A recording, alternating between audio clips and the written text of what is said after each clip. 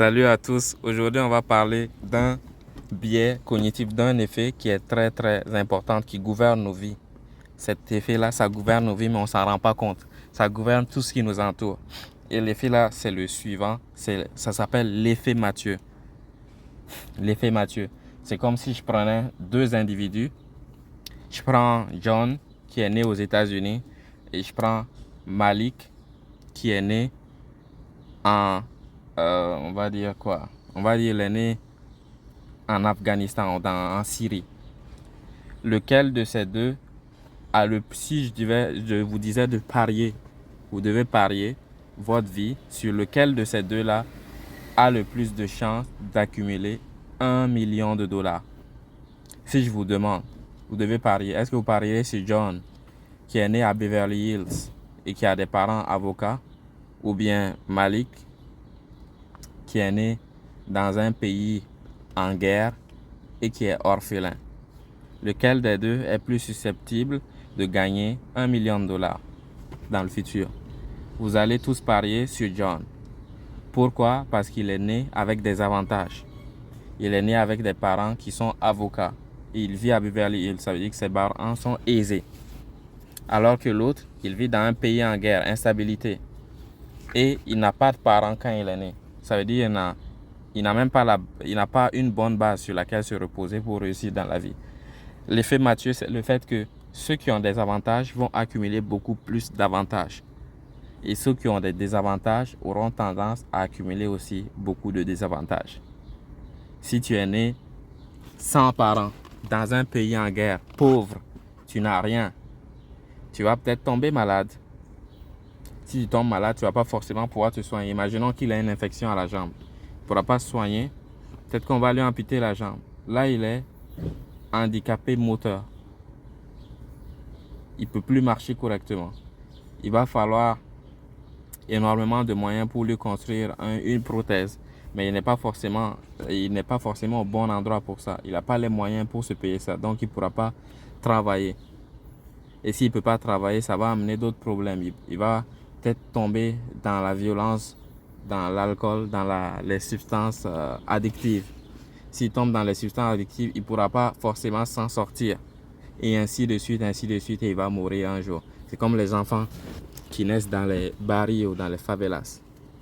Les enfants qui naissent dans les bidonvilles, beaucoup meurent très jeunes à cause d'un cycle extrêmement machiavélique, un cycle mauvais dans lequel ils tombent. Si tu nais, tu n'as pas de parents, tu n'as rien, tu vas peut-être être recruté plus vite par les gangs. Et les gangs vont te pousser à faire des choses abominables. Et à cause de ça, la police va te rechercher. Et un jour, la police va finir par t'abattre et c'est là ton histoire. C'est le cas de énormément de jeunes dans les endroits, dans des régions pauvres qui sont nés avec peu d'avantages. Ou si quelqu'un naît avec un handicap lourd, il est à l'hôpital. À cause de son handicap, il va falloir lui injecter des trucs, lui garder des tubes dans les bras 24 heures sur 24. Et à cause de ça, il va peut-être avoir une infection. À cause de ça, les choses vont escalader, ainsi de suite. Alors que celui qui est né avec une cuillère en argent dans la bouche, il va peut-être avoir tendance à réussir à l'école. Parce que s'il ne réussit pas, ses parents vont lui prendre des professeurs particuliers. Avec ses professeurs particuliers, il a plus de chances de réussir. Ensuite, il mange à sa faim. Il boit à sa soif. Il est bien habillé. Il traîne avec des bonnes personnes.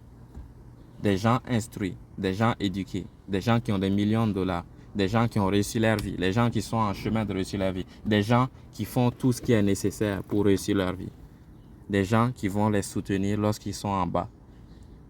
Ils ont leurs parents pour les soutenir, qui vont peut-être les soutenir tout au long de leur vie, jusqu'à un âge vraiment mûr. Tout le système autour d'eux va les soutenir. Lorsque tu nais avec des avantages, tu auras tendance à accumuler des avantages. Et lorsque tu nais avec beaucoup de désavantages, tu auras tendance à accumuler des désavantages. Cependant, il y a une barrière entre les deux. Il est possible qu'il y ait une osmose entre les deux, un déplacement entre les deux et une transfusion entre les deux. Il y a des gens qui naissent dans des conditions abominables, pitoyables, qui naissent dans la misère et qui arrivent à réussir. C'est pas la majorité, sinon on le saurait. C'est pas la majorité, mais il y a des gens qui arrivent à réussir malgré qu'ils soient nés dans la misère la plus noire, la misère la plus profonde, la plus abyssale. Et il y a d'autres personnes qui sont nées dans le luxe, dans la richesse, dans tout ce qu'il y a de positif sur notre planète. Ils sont nés dans tout le bien que le monde moderne peut nous offrir. Eux sont nés là-dedans, mais un jour, ils vont faire la fête, ils vont rencontrer des gens qui consomment de l'alcool, du cannabis, d'autres types de drogues. Ils vont tomber dans la drogue. Ils vont suivre des gens qui vont ensuite jouer les jeux de hasard et d'argent. Ils vont aller commencer à jouer aux jeux de hasard et d'argent et ils vont perdre toute leur fortune. C'est arrivé à plein de gens. L'histoire est arrivée à plein de gens. C'est pas une seule personne pour dire que c'est extraordinaire. Pas du tout. Énormément de gens sont retrouvés dans cette situation-là. Des avocats vraiment célèbres qui vont tomber, des pasteurs, des prêtres, des hommes politiques qui vont tomber dans des substances hautement addictives, qui vont tomber dans ce cycle-là et qui ne vont pas s'en sortir, qui vont aller au casino une fois, qui vont être accros et qui vont y rester. Ils vont s'endetter de façon phénoménale pour pouvoir poursuivre leur addiction et ça va finir par les ruiner et même les tuer.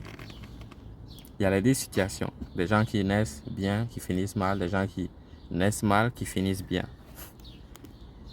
L'effet Matthieu dit que si tu nais dans une catégorie, tu as tendance à rester dans cette catégorie, mais il y a des gens qui transfusent. Qu'est-ce que ces gens-là ont en commun? Ils ont ils ont parfois une seule mentalité. Les gens qui naissent mal et qui finissent bien, ils se disent, je veux réussir et je vais me donner les moyens de réussir. Comme Louis Braille, par exemple, c'est quelqu'un qui est né avec, ou bien il est né, c'était un génie, il était très intelligent. C'est lui qui a créé le braille, la façon d'écrire des personnes malvoyantes.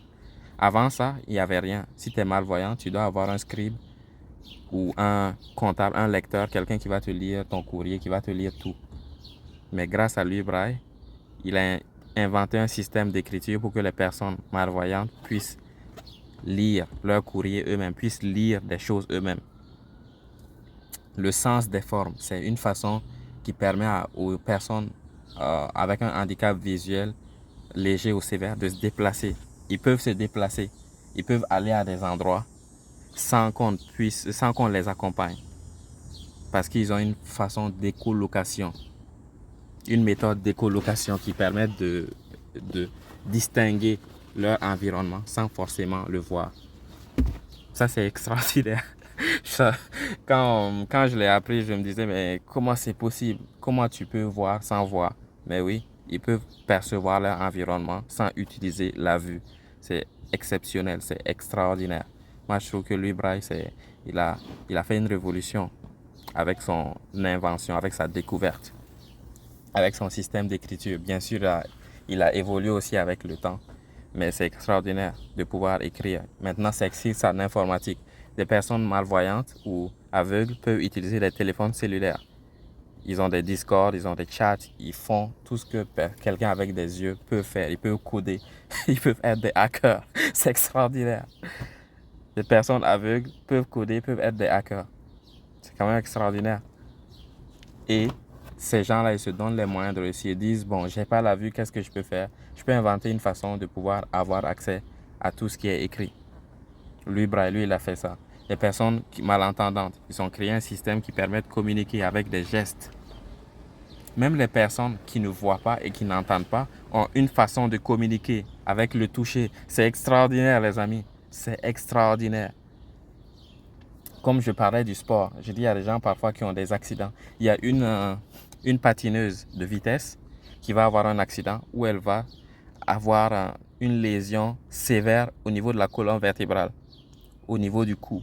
Elle va accélérer, elle va prendre mal un virage, ses autres concurrents vont glisser et elle va être la première à tomber, les autres vont tomber sur elle. et ça va lui briser la nuque.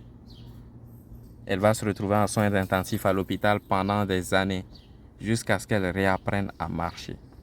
Elle disait qu'elle a pris marcher pour acquis. Elle pensait que marcher c'était facile jusqu'à ce qu'elle commence sa rééducation et qu'elle comprenne mettre un pied devant l'autre, c'est la tâche la plus difficile au monde. On le fait automatiquement parce qu'on ne se souvient pas ce que ça faisait d'être un bébé, d'apprendre à marcher.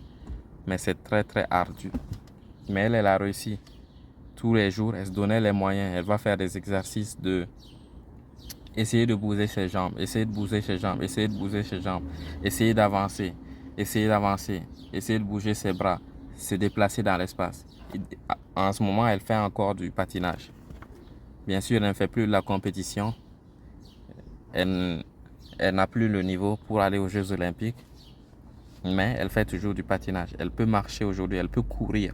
C'est un truc de fou. Elle s'est donné les moyens de réussir. Malgré son handicap, elle s'est donné les moyens de réussir. Il y a des gens aussi qui n'auront pas cette chance-là. Il y a une personne comme Stephen Hawking, il va avoir la maladie de Charcot ou ALS. Ça veut dire que c'est une maladie qui va détruire ton système, le système nerveux qui est lié à tes membres. Tu vas commencer progressivement à te paralyser. Tu vas plus pouvoir bouger. Tu vas perdre la fonction de tes doigts, de tes orteils. Quand tu n'as pas d'orteils, tu n'as pas beaucoup d'équilibre. Tu vas commencer à tomber. Ensuite, tu vas perdre la sensation dans tes chevilles. Ça va monter jusqu'aux genoux. C'est un peu comme la mort, la sensation qu'on va mourir en fait. Ça commence aux extrémités, ça vient jusqu'au cœur, jusqu'à la tête. Sauf que là, ça se passe sur le long terme. Tu as tout le temps d'être témoin de ce qui se passe. Et c'est effroyable, effrayant à un point que vous ne pouvez même pas imaginer. Lorsque vous voyez des gens qui souffrent de ça, et on ne peut pas le diagnostiquer jusqu'à ce qu'il se déclenche. C'est ça le pire. Ça veut dire que vous pouvez l'avoir et ne même pas... Vous pouvez ne jamais savoir que vous avez la maladie de Charcot jusqu'à ce qu'on vous le diagnostique, jusqu'à ce qu'il se révèle, jusqu'à ce qu'il commence à vous faire du mal. Et là, c'est un diagnostic terminal. On n'en échappe pas, ça finira toujours par gagner. Mais malgré ça, les gens ne se résignent pas. Stephen Hawking, il a gardé espoir, il s'est battu et il a écrit énormément pour la physique. Il y a plein de gens qui l'ont, ils savent qu'ils ne vont pas s'en sortir, mais ils vont profiter de la vie, ils vont saisir l'instant, saisir le jour, faire des choses qui vont changer le monde. Il y a des gens qui vont faire des marathons. Chaque semaine, il y a un gars qui est sur Instagram, il fait des marathons, il fait des événements sportifs chaque semaine pour rassembler l'argent pour investir dans la recherche sur la maladie de Charcot. Il dit, pendant le temps qu'il me reste à vivre, moi je vais faire ça, je vais investir tout mon temps pour qu'on puisse trouver une solution à cela. Tout comme Charles Bruno qui avait la leucémie. Avec son père, ils vont investir des millions pour créer la fondation Charles Bruno, entre autres, et aussi pour investir, ils vont faire des événements sportifs de cyclisme, différents types d'événements pour investir dans la recherche sur la leucémie. Désormais, on a énormément de traitements pour ce genre de maladie-là. C'est un truc de malade. Mais il en est mort, et très jeune. Cependant, grâce à sa contribution, le monde est un meilleur endroit. On a plus de traitements pour ce genre de maladie. Il y a plus de gens qui sont conscients que ça existe. Il y a plus de gens qui luttent contre ça. Il y a des médecins qui sont allés à l'école juste pour pouvoir lutter contre ce mal qui ronge les humains. C'est vraiment extraordinaire. Faites les choses que vous pouvez à votre échelle. Vous n'allez pas pouvoir tout faire, mais ce que vous pouvez faire, focalisez-vous sur ça. Il y a des gens qui ne peuvent pas marcher, mais tu peux utiliser tes bras. Comme l'a dit un célèbre auteur japonais. Il dit, moi je me bats contre la vie. Si la vie me coupe les bras, je lui donnerai des coups de pied. S'il me coupe les jambes, je lui donnerai, comment on dit ça, des coups de tête. S'il me coupe le cou, je vais lui le fusiller du regard. S'il me crève les yeux, je vais le maudire. Chaque fois que la vie va vous mettre à terre, il va falloir trouver une façon de continuer à se battre. Vous avez vu ce poème du maître japonais? Moi, ça m'a mis le feu au cœur quand je l'ai lu.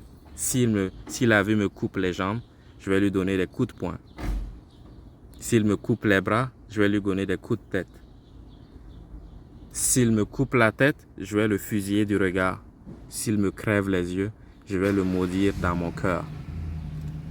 Ça, c'est extraordinaire. C'est l'esprit shonen, l'esprit guerrier, le kaizen, comme tout. Ça, c'est mon ikigai, comme on peut dire que c'est mon ikigai. Ma raison d'être, ma raison de vivre.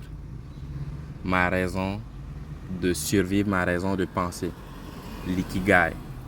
C'est mon ikigai à moi. Ma raison d'être. Ikigai, ça veut dire raison d'être. Ma raison d'être. Se battre chaque fois, même lorsque la vie nous met à genoux, on va continuer à se battre. Dans Rocky Balboa, ils disent la même chose. Se focaliser sur nos forces et laisser tomber nos faiblesses. Il y a plein de gens qui disent je ne peux pas faire du jiu-jitsu brésilien parce que je me suis fait amputer d'une jambe. On peut faire du jiu-jitsu brésilien quand on se fait amputer d'une jambe. De 2 jambes, on peut en faire. De 2 jambes et 1 bras, on peut en faire. 100 bras, on peut en faire. Les gens qui font de la natation, 100 bras, 100 jambes. C'est extraordinaire. Ils forcent le respect.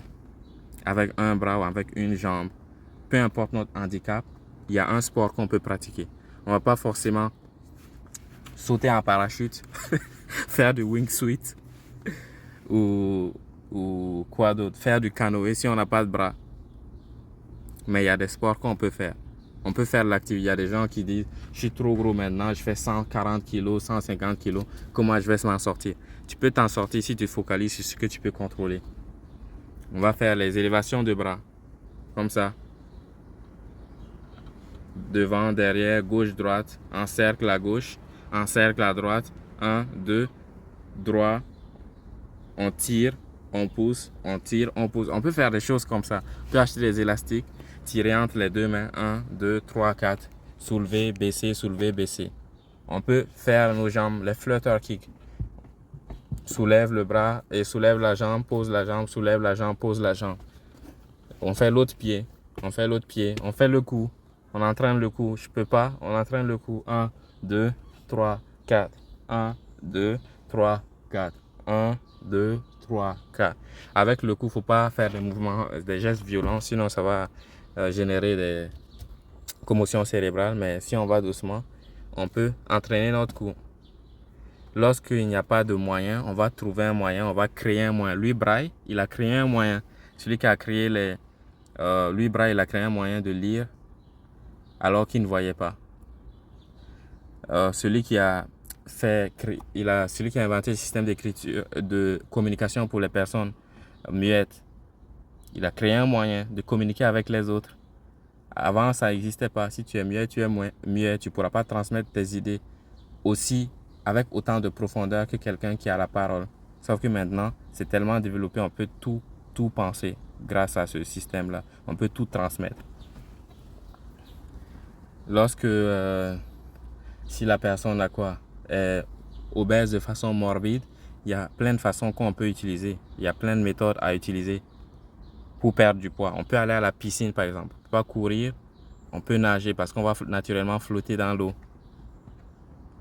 On ne peut pas le faire, on peut rester dans notre lit ou s'asseoir sur une chaise et faire des exercices sur sa chaise.